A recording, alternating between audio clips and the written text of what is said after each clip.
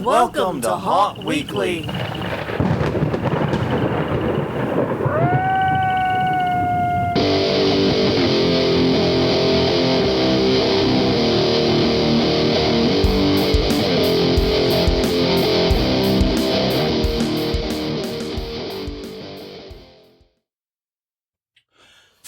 Hello to everyone, I'm Jonathan. I'm Crystal. And this is Haunt Weekly, a weekly podcast for the haunted attraction and haunted entertainment community. Whether you're an actor, owner, or just plain aficionado, we aim to be a podcast for you. And we return to you this week to talk about The Walking Dead. Or realistically, after seeing as much of the show as I have, The Shambling Dead, I think would be the more apropos name. There's lots of names for them in the show. Yes, I know. But we're going to just refer to them as walkers. Of course we will. But yes, indeed, we're going to be talking a little bit about the show. A show I have not seen all of, anywhere near all of, and Crystal just finished. So yes, Crystal will be taking the lead on this one. And I'm very curious to hear what she has to say right now and what she learned from all those hours spent watching The Walking Dead. I'm very, very curious. But if you do not want to hear that for some reason, I don't know why, please check out other Haunt Weekly stuff. We're at hauntweekly.com. We're Haunt Weekly on Facebook and Twitter. And we're at youtube.com/hauntweekly. Please check out all the places we exist or just go to wherever you get your podcast from. All right, so begin the week with our usual lead-in stuff. Work we did for the haunt. Took out another wall, and took some measurements. Which means we're probably going to move 2 more walls. Yeah. What's been described to me is not a major reorganization or rebuild. No, it's just kind of smushing things together. Yeah, and then that's basically it. Is one of the factors we've kind of always had in this haunt is we haven't done a complete tear out in like 10 years, I think. Right, and the wall that we're working with now hasn't been touched in longer. Yeah, and even the last complete tear out was not truly a complete tear out. Right. We didn't remove all the paneling that protects the hot water heater, washer dryer, and all that stuff. Because, and to be clear, there was no reason to touch it. Right. Because those walls have to stay there. That is our hard boundary. Mm-hmm. That is, everything beyond that is out of bounds. Yes. Very much so. So we've done that so that wall's been there forever. We're going to do some reorganization with that wall, but it'll be staying largely in the same place. We'll just be streamlining it and making it more standard. Because that's the other thing, is that section was built very ad hoc. Yeah, there are walls that are further back and walls that, are about 4 inches. They're not in line. And there's also walls that are nowhere near full panel size or... Yeah. They're all different sizes, all different shapes. And honestly, hey, we like our panels all sizes and shapes. But when you're looking for something reliable to build on, you need consistency. Yeah. I love my skinny panels too, man, but we need consistency. Yeah, and this may actually offer up another scare spot right at the exit. So that's another good reason to do And it's a good scare to add because it's a scare that if we don't have enough actors, that spot can stay empty. No one will even notice it. But if we have extra people, we can throw one of them in there. Exactly. So it's kind of like the perfect type of scare in that regard. I mean, we can even have one of the cheesy animatronics that's in storage back there now. Yeah. Just turn it on, and it'll be enough of a startle to finish scaring people out. Yeah. I mean, we could do a lot with that. So, I'm excited about that. It's not going to be a major build. But it is kind of funny how you do haunt work this weekend, and now the to-do list is longer. Well, yes. That typically happens when working with me. Sorry. Scope Creep Queen! Yeah.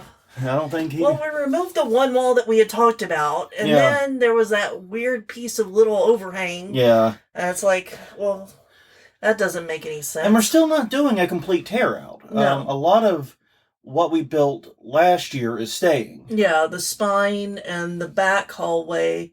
the back wall of the back hallway. Yeah, the back wall of the back hallway, not the back hallway, but the wall is staying. And so if you're staring at the front of the garage, the entire left-hand wall and the far back wall are both there, and a spine down the middle will be largely intact, but all of the actual walls that form the path are being moved and removed, and in many cases are going to be completely redone.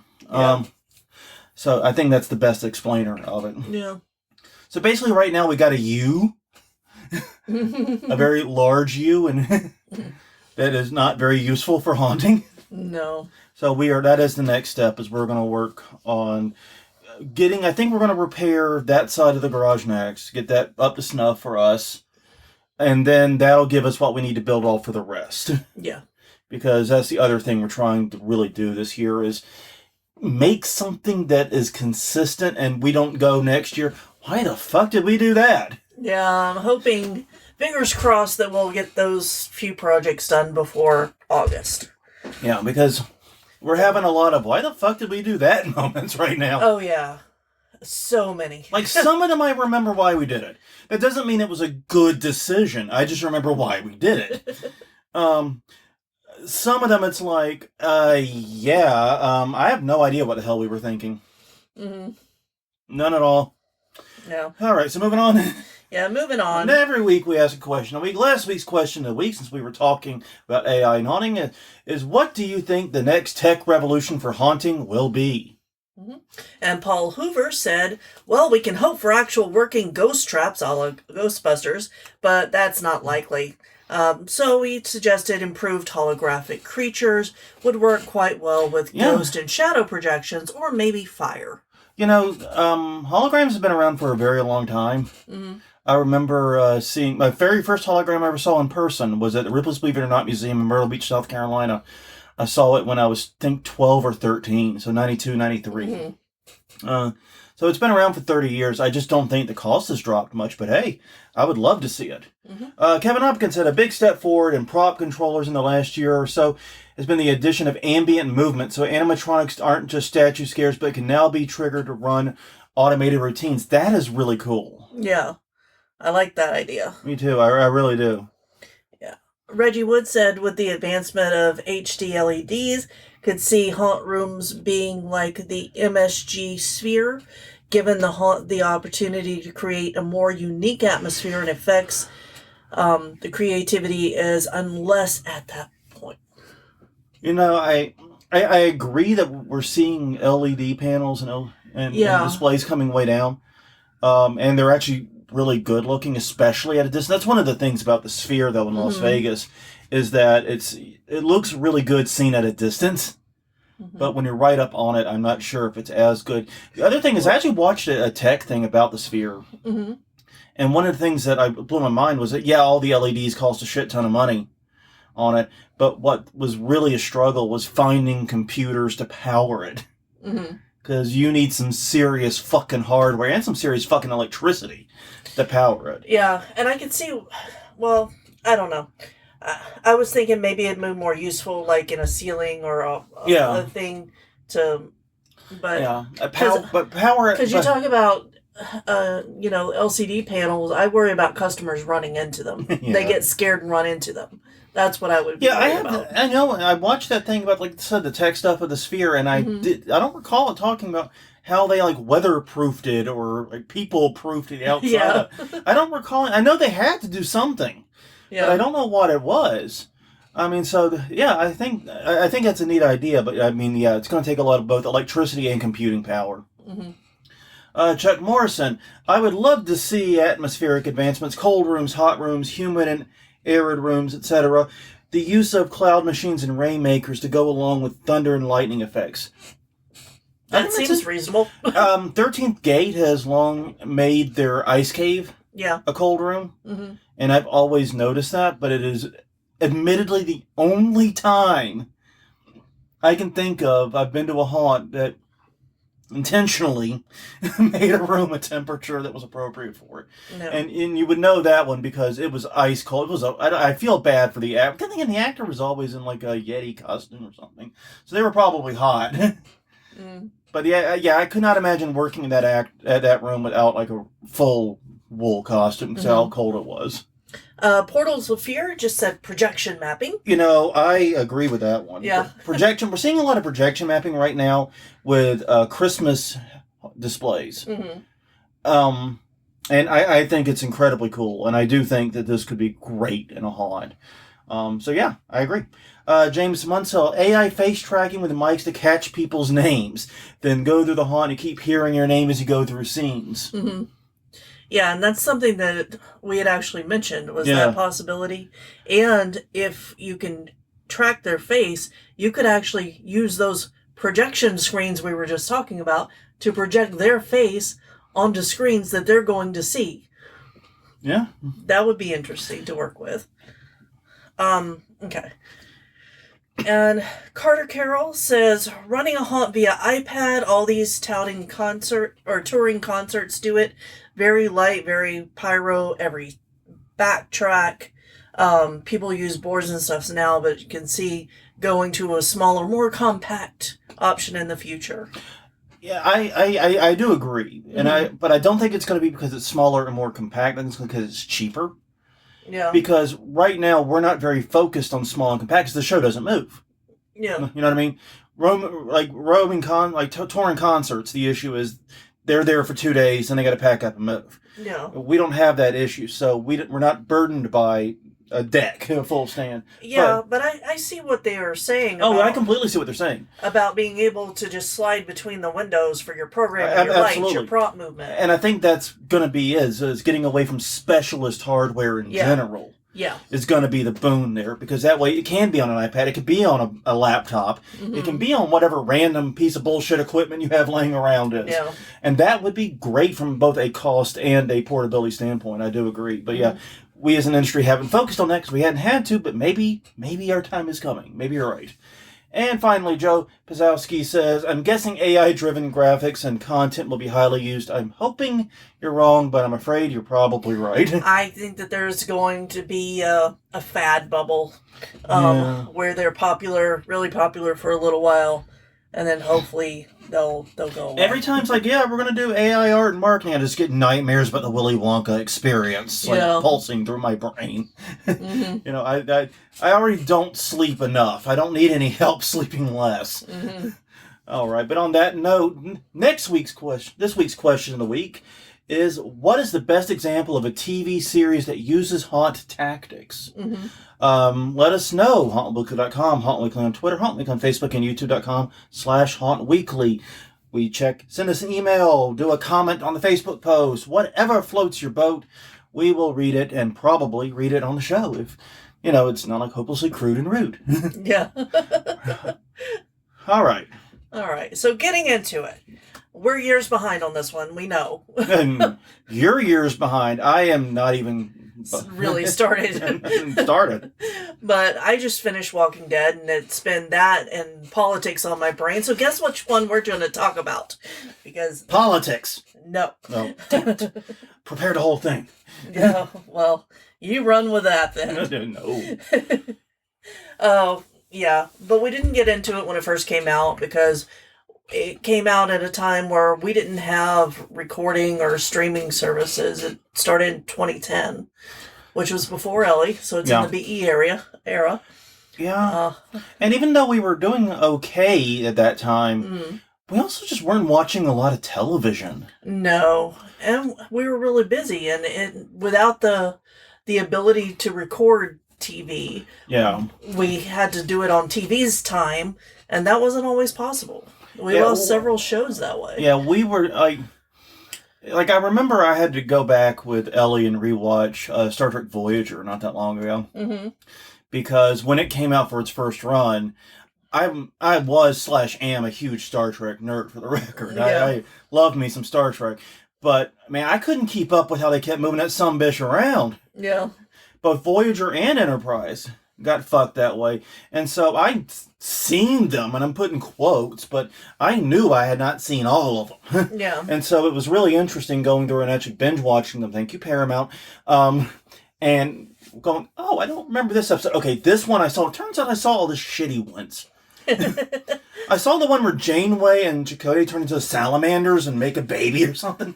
I saw that one, but I didn't see the good ones for some reason. Yeah. Because I had the shittiest luck, apparently. But anyways, yeah, basically we were that. We just couldn't keep up with TV. Yeah. So this is largely a spoiler-free episode, but if you haven't finished it, you may want to not listen, but it's been 2 years, so I don't feel too bad about spoiling anything. Bonus question of the week. When did you give up on The Walking Dead? Okay, and if you did, I'm going to tell you now, it was a mistake. I'm just going to say it was. This isn't how Dexter had 4 seasons and God Almighty, if anyone tries to tell me otherwise, I will kill them. Correct. It is not that. No, there are some beautiful story arcs that only happen after most people dropped off. Anyway, so sound design. Let's talk about sound design. Yes, let's, please. So it's crucial in the show, and it should be in haunts. And I don't think that we're using it as effectively as we could. And so here are some examples of how the show uses it. They use it to distract. So they have walkers coming toward you and you need to lead them somewhere and make a noise in the opposite direction. In this scenario, that the walkers are your customers because they're just mindlessly following whatever noise or light or anything that grabs their attention away from where you want them to look. You know, it's pretty easy, right? Yeah, okay. Mm-hmm. And one thing I did find interesting in watching this, like I said, I did end up spending some time with you watching random episodes. Yeah, because I would watch it downstairs and you'd be on the computer next to me. And so I can talk about it somewhat intelligently. I just can't talk about the overall plots or anything. Because I'm very familiar with what an average episode is like. Yeah. I'll say that. One thing I did find interesting was they would use it, like I said, both as a means of distracting the walkers, but also you would see it distract the humans, you know? Yeah. And because they would get distracted by something off this way. And like you said, we're not using sound design well because people instinctively look where sound, unless you're me and you're partially deaf in one ear, which point you have no idea what direction the shit's coming from. So don't use me as your example. No. But basically, yeah, people tend to look where a sound is. And I think you're right, the great idea is to get people to look where you won't have an automated sound go off or have an actor make a noise so that something else can swoop in. Yeah. It's straightforward, distract, and startle, but using sound, not necessarily a visual element. Right, and I think that's one of the things, that's probably like the base level of sound design that some of us do, but we could still use it more. And more effectively. Yeah. Another thing that I noticed is when things were tranquil during the series and in a good time, quote unquote, there were more animal noises, there were more signs of life, there were more happy background ambient noises. Yeah. And I think that would be interesting to put in towards the end of a haunt when you build hope spots into your haunt, basically. Well, yeah, and I think, you see this in, professional wrestling, too. We talk about hope spots in professional wrestling.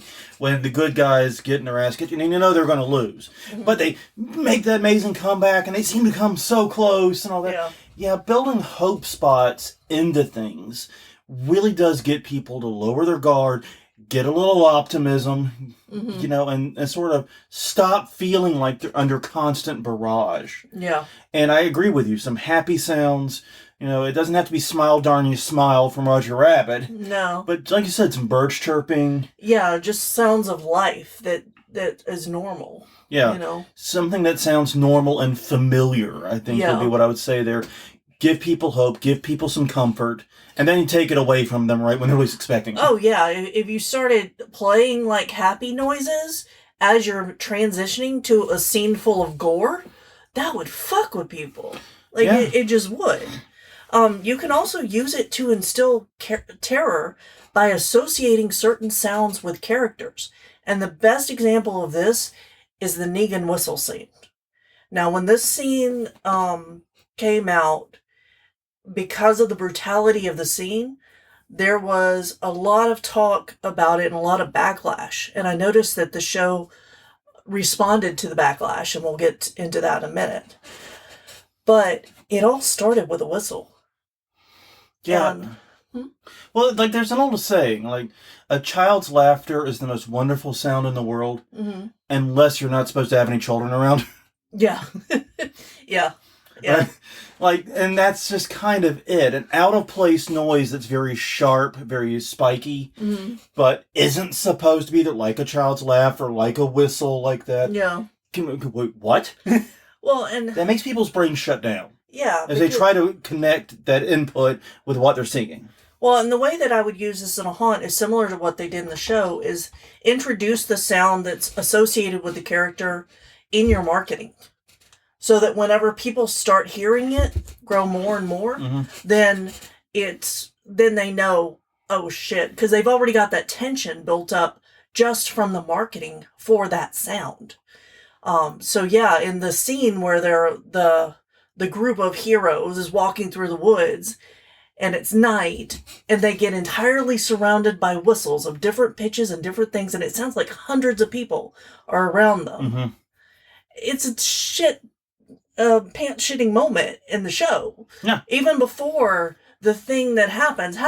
And you don't have to use whistles, to be clear. Like I said, children laughing can be equally creepy in that situation. Yeah. Anything that is out of place and is becoming very entrapping, we'll say. Yeah, and I think having it come from multiple directions and multiple sides and heights is also going to be more effective. Now, I think I'm going to get killed by Japes here because I can't remember the haunt name, and it's going to hit me, I swear, the minute I tell the story. An example of this that we've seen in a haunt was the use of Willow's name. Yes. In a haunt. Basically, we go into the haunt, the first character or so sets up the name of the villain as Willow, and then they kind of leave it behind. Then you get a transition. Then, like at the halfway point, you start hearing the naming again, and all of a sudden, it's Willow all around. Yeah, exactly. And it's like, Jesus, that's unsettling. And it's a deep-seated kind of unsettling. Yeah. But yeah, it doesn't even have to be a person's name. It could be, like I said, a whistle. It could be a laugh, a giggle, or it can even be like a out-of-place animal noise, I would suspect. Yeah, or chainsaws. Actually, chainsaws without the chainsaw. Yeah. The noise can sometimes be effective. Oh, yeah, just like the sound of a shovel dragging on the ground or metal hitting. Exactly. Any sharp noise that's out of place and is worrisome. So that, and I think that it would be good to stay with the extremes, either the sharp, loud noises or the really soft, quiet noises that you don't expect. That are out of place. Yeah. That are wrong. Exactly. No, so, I wanted to... Go ahead. That's okay. I wanted to touch briefly on Connie's sound design, because Connie is a deaf character in the show, and as someone used to hearing sound coming out of my TV when I'm watching it, it really helped me understand her character better and think about the challenges of her character in that world, where sound usually alerts most people. So I think that in a haunt, if we could muffle sounds, like distort them, use white noise machines, and maybe even put dampening pads on the walls to make it quieter, that would be unexpected. Yeah. I will agree completely that not enough haunts play around with no sound. Yeah. Because, I mean, a lot of haunts do the same thing with sound that they do with their scares and everything else, and is that they try to ramp things up to 11 and keep it there until they're out the exit. Yeah. And the problem is your body adapts to that level. I mean, if you're at a rock concert, we'll say, the first few, minutes of it might be wildly uncomfortable, even painful for you. But once your body adjusts to it, it's just you're at the rock concert. Well, it's the same thing in a haunted house. Unless you have a very short haunt like we do, so we don't have to worry about this quite as hard. But if your haunt is longer than 10 minutes long, that's plenty of time for someone to adjust their hearing to the sound. It's plenty of time for them to adjust their eyes to that darkness. And basically, it's not going to be as effective. You have to throw in that variance to keep people on their toes, keep people guessing, and build that uncertainty about what's going to happen next. Yeah, and the way that I see haunts say, hey, I don't want people to talk to each other or be able to hear what's coming up next, is to play really loud noises. But silence can be deafening too. And it goes back to one of our favorite moments in a haunt. Walked into a quiet room. It was deathly quiet. And you went to say something to me. And the little girl went, shh. And you know what you did? You shh. You shh right up. Yeah. And you know what? I did too. And it's not a comment on you. Little girl tells you to go shh. You shh. There ain't no shh about it. Exactly. Just like in a haunt, though, lighting is also very important in the series.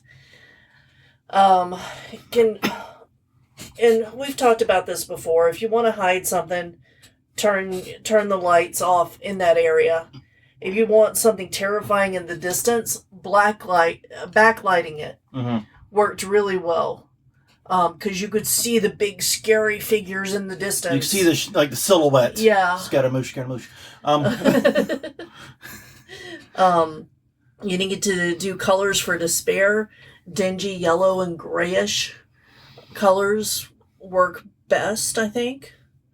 Yeah, one thing I noticed watching it was, once again, like I said, casual watcher, was when they did lighting, they struck a great balance between the light being this kind of effective, like I said, backlighting what's trying to be scary.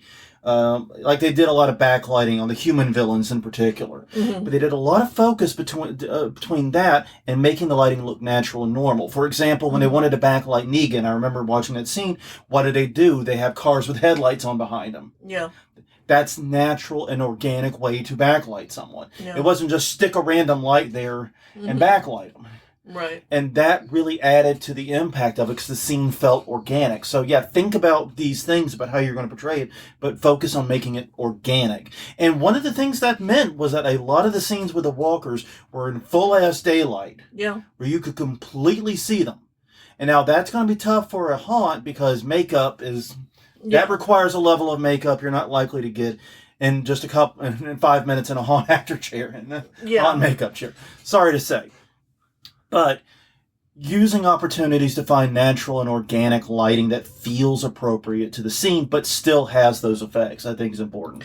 Yeah, and I thought it was interesting, too, that lots of times in the show, the human villains, like you had mentioned, were the ones that were backlit, and the walkers were not. They routinely use for the humans headlights of cars, spotlights, things like that. And, a haunt could actually just cut out a silhouette, backlight it so that you're looking at that as you're going towards it. Oh, yeah.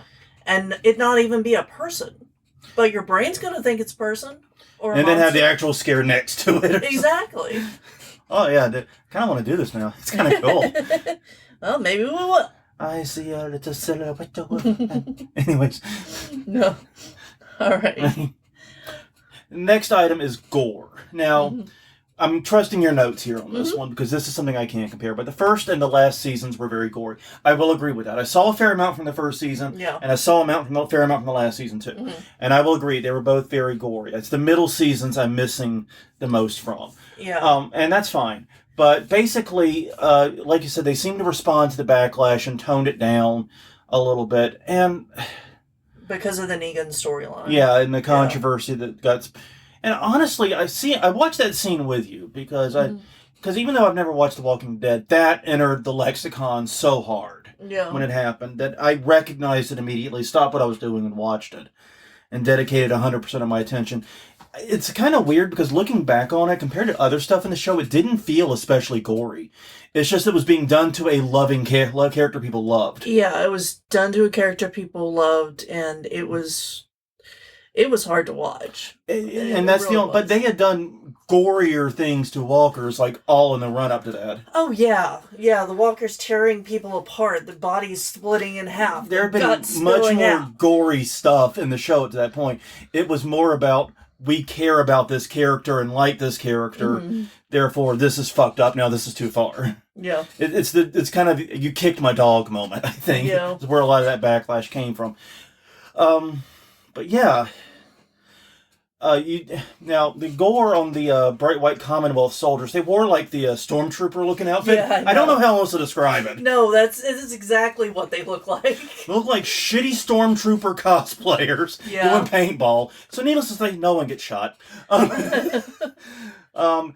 But yeah, using the white gave it a lot more punch to it, and I agree with that because through much of the show, I mean, and it makes sense. It's a zombie apocalypse scenario. Everyone's wearing dingy, gray, dirty garb, tattered clothing, and all this. And if they have like a lot of black clothing too, the gore doesn't show up as well, and it does show up immaculately on the white. Yeah. So that's a valid point, which is coincidentally why they use white in the medical field, so they can see the blood. Yeah, and I think that the earlier seasons just felt dingier. Like maybe because it was the beginning of the apocalypse, people didn't know how to deal with it. Well, yeah. So it just felt grittier.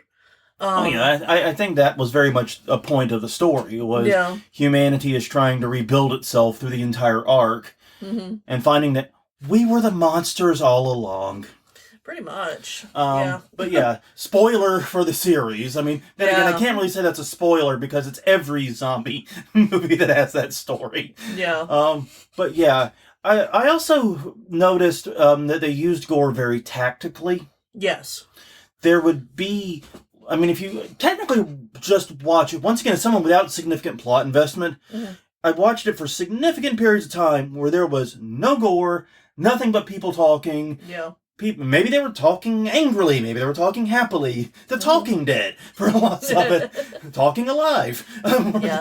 Were a lot of it, and it was fine. It was good drama, and then shit gets lit for like a few seconds, and then it's really shocking in the moment, and then we move on.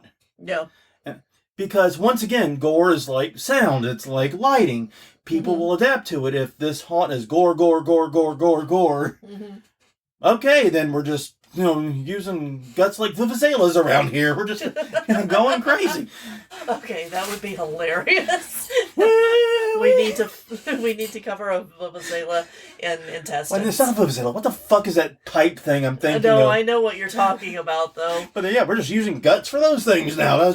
That's where we are in the universe. And they didn't do that. They wanted to make sure that when the gore was there, it was shocking and attention grabbing. The way to do that was to intersperse it with large amounts of not gore stuff. And I think that was fucking brilliant. Yeah, the not gore stuff would be called plot. I don't know. Some of the plot was gore. Yeah, it was. Oh.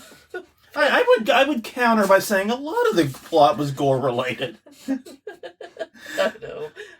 But the point, your point does remain. Like a lot of it was not gore, and when it did hit, it hit suddenly, it hit violently, and it made you go, "Oh shit!" Wow. Yeah, and I don't see a lot of haunts doing gore in well lit rooms. No, and I do think that is something that we could learn from the series because it does hit differently. It does. I agree. Like there was one scene I recall, and it was just a casual scene. And during one of the walker fights, in which one of the walkers walks up, and the human, I can't remember which one it was, grabs the face, and the face like peels off, like stickily, like petroleum jelly sops off the walker's face. Yeah, the not face now. What did he call that? Not the sub face. Musculature? Muscuskeletal stuff? I don't know. Wow, that was a terrible. We'll move on. But anyways, like, I remember that, and it was very brief, but it came out of fucking nowhere. And they'd been fighting the walkers for a minute, but it had been largely kind of a gore-free fight up to that point. Yeah. Shooty shoot, ooh, we have a little blood here, stabby stab, nothing to, then just rip the face off in an ooey gooey pile. Yeah. Yeah, ooey gooey is something that needs to be. If you're gonna do gore, you gotta have ooey gooey. Ooey gooey. So yeah, all right. For the acting, I'm not gonna talk much about the main characters because, they have their own story arcs. The story writing for them is very good, and I think I talk about them later. But what I want to focus on are the walkers, because that's most like haunt acting. And I began to watch them because they became one of the least interesting parts for me, because they were so often. So often and so difficult to tell one from the next if they weren't ooey gooey. Yeah. Yeah. So I would start looking at, okay, which ones are standing out to me? Which ones are walking? How is their movement different than the others? Is their head bobbing different? Is their, teeth gnashing, which became a big thing in the later seasons? What is this character doing to make themselves stand out from the others that are around them? And that's something that I think actors could watch and learn from, just to know this will make you stand out. This will make you grab attention if you're in a crowded kind of scene. Yeah. And also, I think it illustrates why haunts should not populate their cemeteries or whatever with just an army of similar zombies. Yeah. Because all doing the same thing. All doing the same shtick. It really does lose its impact. Man, it seems like a lot of what we're talking about is you can't keep doing the same shit over and over again. Mm-hmm. Maybe that should just be the title of the episode. Stop doing the same shit over and over and over again. Yeah. Oh, yeah, and The Walking Dead. Yeah. Yeah. Well, and, this show does show tactics very well. Yes. Like, it really does. Okay. So, costuming and makeup. Basically, it's kind of funny for me on this because one of my favorite things growing up was the Michael Jackson Thriller music video. Yeah. And I've talked about it before on this podcast because one of my favorite things about that video, even as a kid, was they did a making of thing. Mm-hmm. And they explained how they made the zombie costumes for the Thriller video. And basically, what they did is they took all the clothes, buried it in the dirt, mm-hmm. and then she took a garden weasel and ran it over the dirt and the clothes to distress it. And for those of you who are under the age of, we'll say 40, who don't know what a garden weasel is, it's basically a fancy aerator for soil. It pokes little holes in soil. So yeah, it was an interesting idea. And you see this with the walkers in the show. It's a very similar thing. But once again, since everyone has it, it doesn't really stand out. Like with the Thriller video, one of the reasons I like it was there were a lot of zombies who stood out. Yeah. Their clothes were distressed in a similar way, but they all had very different looks. Mm-hmm.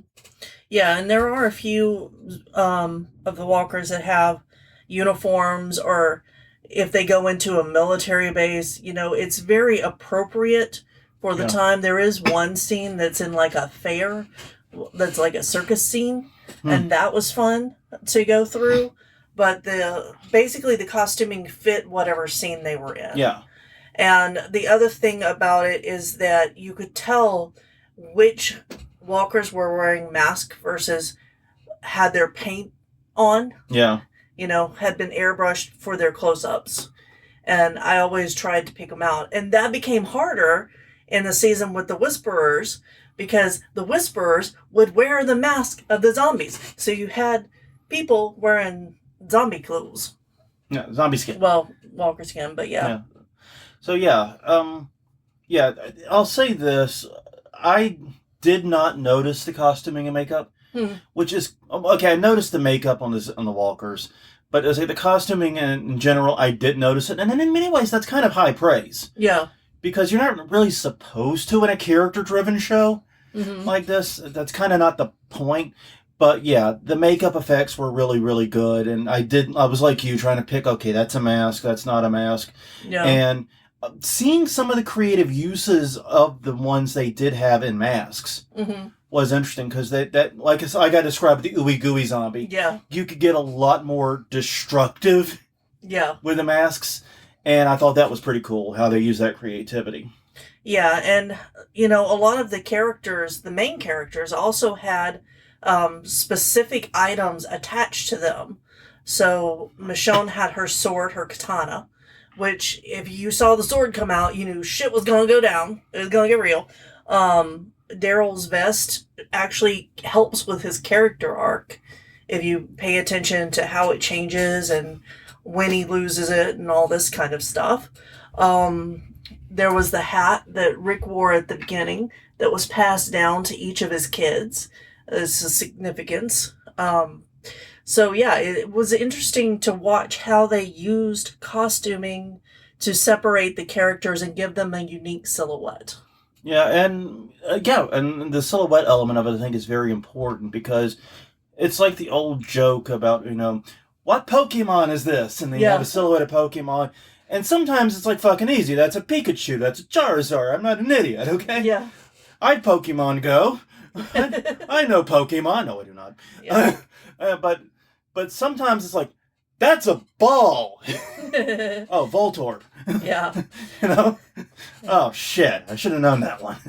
Yeah. Well, and that's one of the things that they talk about when designing cartoons characters, is that they have to have a unique silhouette that's immediately recognizable. And I would say that's also true of human characters, too. Especially in situations you may be backlighting them. Exactly. Full circle, yay! Yes, because you could have a whole army of the same silhouette. Yeah. Backlit. You could. You could. All right. All right. Distract and startle. This comes up so much. On this podcast. Well, yes, on this podcast and in the show. And that's when I really started paying attention to the tactics in it. Because I'm pretty sure that they had a haunter somewhere helping them with the set designs and how it was set up. Because there's several times going up against humans that walkers were positioned in places on one side, and then the attackers would come from hidden on the other side. And there was one scene in the last season where they had a walker tied up and lit really well. The rest of the room was dark. So he's over there and he's making his noises, and, the stormtroopers, because that's what they are now. Yeah. I'm sorry, I've got nothing else to give you, Every time I saw them, I thought they were just shitty cosplay stormtroopers. It took me a while to realize what they were. Yeah, me too. They come in and they're looking at that, and they're trying to figure out why the hell somebody would do that, and then they get attacked. And I think that seeing that was really interesting too. Seeing the walker used that way with it being tied up, and I think having strings on an animatronic, especially if they're like small, and don't break your animatronics, obviously, but if they can hold a little bit of tension, just tie them up a little bit and maybe put wind chimes or something in the ceiling or up high out of sight so that whenever it moves, it gets extra noise. I think that would be a really good cool, distract. Yeah. I agree. Okay. Humor. Mm-hmm. It's always funny when we talk to haunters about including humor. They're usually so against it. Yeah. And yet, as you note, this show was filled with it. Yeah. It really was. In many ways, one of the most haunted attraction-like shows on television probably ever. Mm-hmm. That doesn't deal directly with haunted houses, obviously. Yeah, obviously, yeah. There was a lot of humor, in particular dark humor. Yeah. Yeah. Yeah, Negan had a lot of catchphrases and things that were just funny. They just hit as funny. And then there's Princess.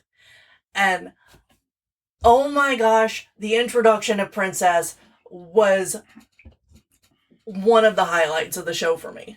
Like, no joke, because our heroes are on the road and they get to a town that they don't know, and someone has tied up all of the zombies with handcuffs so that they are playing out daily life scenes. There are zombies having tea time in the cafe, and there is a zombie that's been pulled over because it died behind the wheel and was handcuffed to the wheel, and a cop zombie handcuffed to the car, giving it a ticket because they glued a ticket pad into their hand. So it looks like the zombie's writing the ticket. Zombie walker, whatever. Y'all get my drift. Anyway, and then Princess comes out because the group starts laughing. One of the guys in it, he just starts laughing because it's fucking hilarious. Now, Princess could have just wiped all of them out because they were distracted because they were too busy laughing. But she's like, yeah, it made it feel like the city was alive this way. And this is like a combination of me and Ellie and the show. But it was just great to see humor used in even a slapstick way. Yeah. Like, that was over the top, just hilarious. And like we've been talking about this whole episode, you can't keep the same emotional note the entire way through a haunt. People get used to it. People build up, a tolerance for it. Yeah. Humor is a great way to inject, to bring people's defenses back down. Yeah. And it doesn't have to be much. Mm-mm. I mean, I still, to this day, remember the handful of funny scenes in various haunts that I'd forgotten every scare they did. Yeah.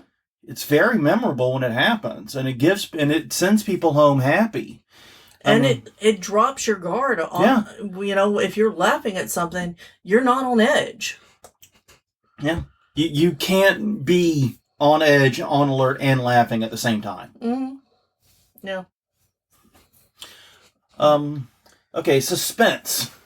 Yeah, the show, like I touched a little bit on this earlier about how it always had a lot of space between gore or actiony bits. Yeah. Like, the average show was mostly plot, if you want to call it that. Most of the people sitting around jerking off, but whatever, it was plot. Not killing zombies. But anyway, but no, it was a lot of that, but sometimes they would just jump right into it. Something would happen very suddenly. But a lot of the time, they were working on the suspense. You'd hear the crackle of some shrubbery on the ground. Yes. Something's out. They loved that one. That one kept coming up. Yeah. The crackle in the ground. You'd hear that, someone or something is coming. I don't know why I went full Shatner, but whatever. Never go full Shatner. The point being, though, and they would use that to do a slow crescendo. And yeah, even though, like I said, once in a while they would just jump straight in, it would go talk to slam, violence, and gore. Most of the time, it was not that way. It was a case of first you maybe have a little idea that something could be wrong, then it grows, and it would also suspend and build up that tension and then just drop you off. Oh, it was so-and-so coming home. Oh, it's great news, actually. It's good news. They would do that. And that's fine. But you're right. The use of suspense in the show in general was great. Yeah.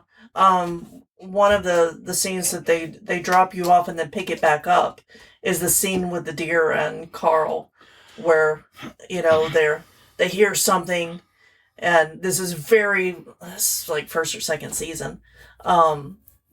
In the woods, they go to see what it is. It comes out to be a deer, and then Carl is shot. And it's just like, well, shit, there goes that happy moment. Yeah, you dropped my suspense, then yanked it right back up. Mm-hmm. Yeah. So yeah. And finally, character and story. There's a lot of good character arcs in this, and I have my picks for favorite, obviously. One of the ones that I think would be interesting to do in a haunt is the Carol arc, which she's a woman who's abused by her husband and then becomes a badass and makes tough choices to get things done when it needs to get done and nobody else can do it. And it makes her not always... That's one of the things I like about these characters is that they're not all good. Like they all say at certain times that, we've all done things. Well, they were talking about bad things, obviously. But, yeah, so if you could have a character in the first room of the haunt be a victim, and then you see them, or see them, and go back to your getting costuming to create a character that doesn't have to be on the same person, in the distance as you go through, see them breaking out and then taking over in the end. Yeah, I think like that would be a really good concept. Yeah, you kind of saw, that's kind of the plot for the Asylum at Rise. Mm-hmm. That's kind of it. It's adjacent. I think it's about as close as we've seen. Yeah. To directly what you described. But yeah, I do like the idea of a character arc within the haunt. Mm-hmm. Because even haunts that have done a great job building up a main character, usually it's just we're building up to this character and you meet the character at the end. You don't get to see the character in one of the early scenes and watch as they do things or change things or whatever and slowly morph into something different. That's something that a lot of haunts don't do. I do think, like I said, having someone play the role of a victim and then start out there and then quickly become... the badass that's taking over, is taking charge. The inmates are running the asylum type gig, you know what I mean? Or they're doing a jailbreak or whatever. You can do a lot with that. And it's a very compelling story. And it gives you complicated feelings about that character. Because on one hand, oh, that's great. They're no longer a victim. They're taking charge of them. So on the other hand, we're going to die. Yeah. Yeah. And you could do the reverse, too, which... There is an arc to Negan's story. It's one of my favorite arcs that I've seen done. Mm-hmm. And so you could have someone that's a bad guy that you have to trust at the end, even though you don't want to. Yeah.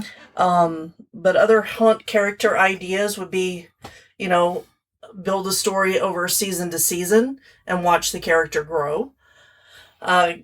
Grow individual characters through marketing within the same season. Show their backstory individually and as part of the larger Haunt story. And then, that's just a couple of ideas to throw out there. Mortuary did attempt for a few years there to do a continuing plot. I don't know how many people paid attention to it, partly because they didn't really push it that heavily. Yeah. It was something that I only in fact, I don't even think I fully noticed it.